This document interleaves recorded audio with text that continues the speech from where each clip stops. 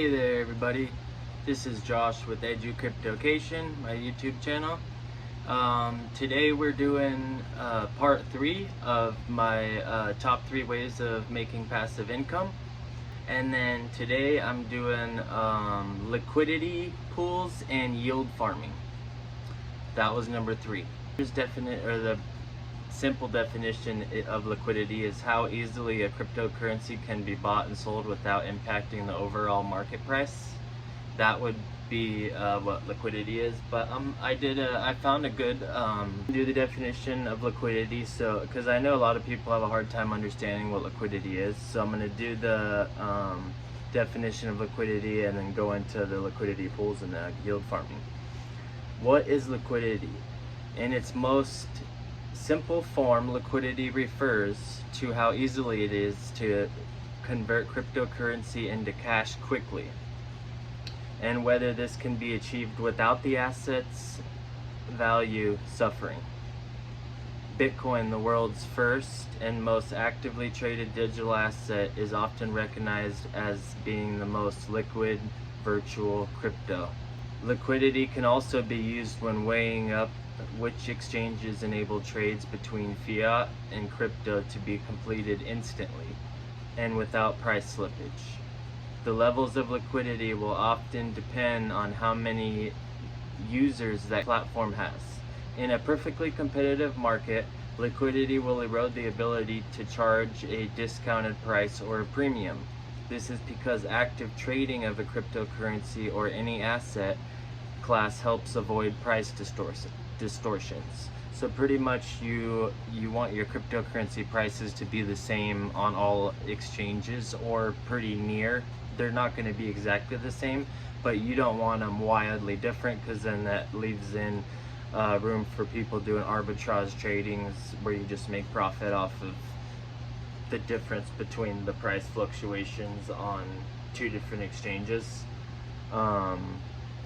A cryptocurrency which is liquid typically trades around its market price. So if it's liquid, it's typically trading around its marketplace. The most liquid market in the world is the Forex market. On average, it recorded 6.6 trillion in daily transaction as of April of 2019, according to the Bank of International Settlements. On the other hand, the real estate market is typically considered to be illiquid. This is because properties are often not easily sold and can involve a long chain and a lot of paperwork, as well as be subject to other variables, other conditions in the market. Liquid markets are typically preferred by traders. An illiquid market makes it very difficult for participants to enter and exit positions. Trading volumes for Bitcoin are now comfortably in the tens of billions on a daily basis and have grown substantially since 2014. This is not to say that bellwether currency has never experienced bouts of illiquidity. Once Bitcoin price crashed in 2018, volumes plummeted to around 5 billion per day. The liquidity of cryptocurrencies is likely to increase further if adoption rises and virtual assets become more widely accepted as mediums of exchange. Okay guys, now I'm going to go into liquidity pools. That's a good definition of liquidity that I wanted to show you guys. So now I'm going to go into liquidity pools. What is a liquidity pool? Liquidity pools are pools of tokens locked in smart contracts that provide liquidity in decentralized exchanges in an attempt to attenuate the problems caused by the illiquidity typical of such systems. Liquidity pools are also the name given to the intersection of orders which create the levels that, once reached, see the asset decide whether to continue to move in an uptrend or a downtrend.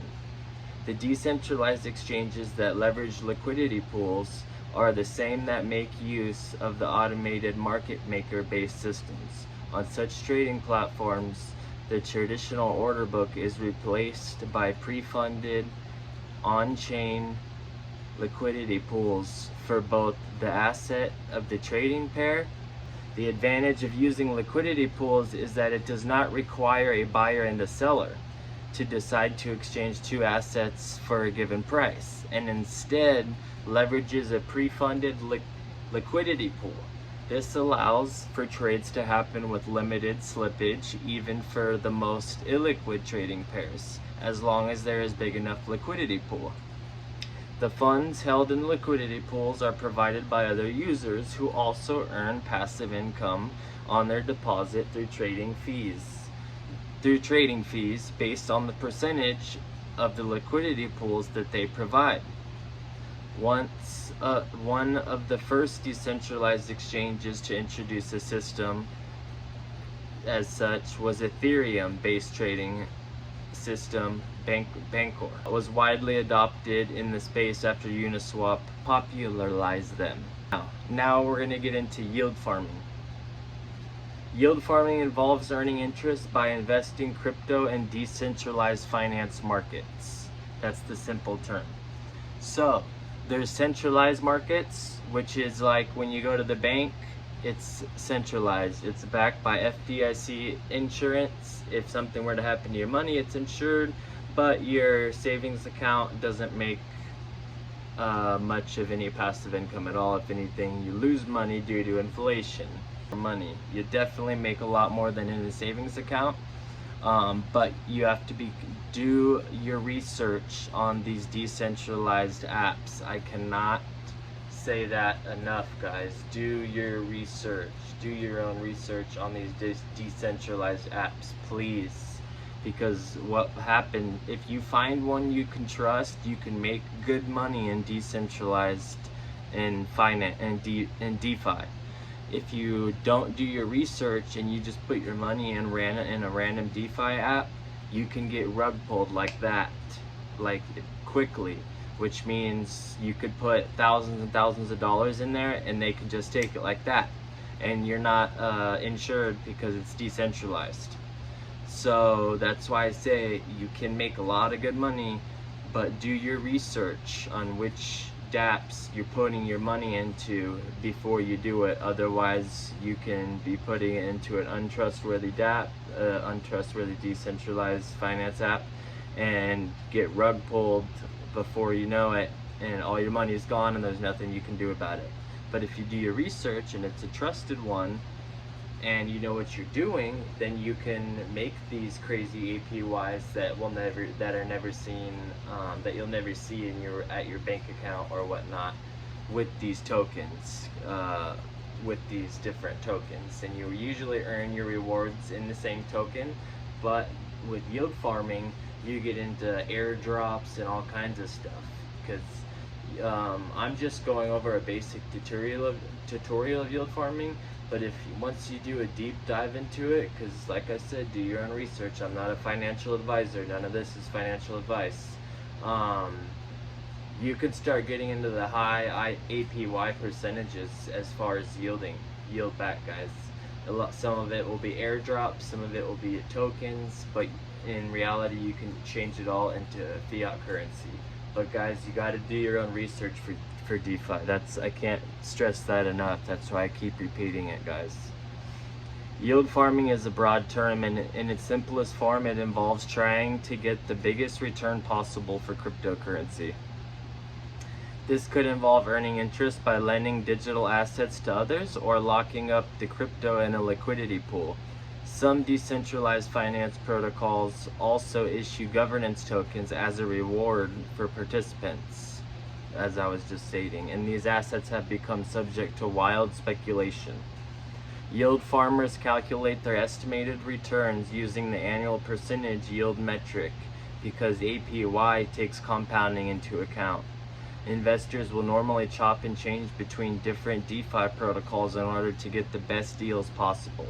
So it can get really complex, guys. It gets really complex really quick. That's why I say make sure you do research before you start throwing money, because before you know it, you'll throw money here, throw money there, and you have money in 20 different places because you're yield farming. But then it just gets overwhelming. So do your own research before you start throwing money. But all of this isn't without risk. DeFi protocols can be prone to smart contract bugs, and this can leave funds vulnerable. Because of that, it's crucial to perform plenty of due diligence before getting involved in this craze. Just like I said again and again and again. This practice exploded in popularity in summer of 2020 when the total value locked in DeFi protocols surged. Some of the most popular projects involved in yield farming at the time and still included Compound, Aave, Balancer, and Curve. But the list now is way bigger. So that's your gist on yield farming and liquidity pool, guys. I am gonna just leave it at that. There is a lot more research to do if you're gonna get into either one, especially yield farming. Yield farming you can make a lot of money if you research and figure out what you're doing. You can make a lot of money quick. It takes money to make money, but you can make a lot of money quick. None of this is financial advice. I'm not a financial advisor.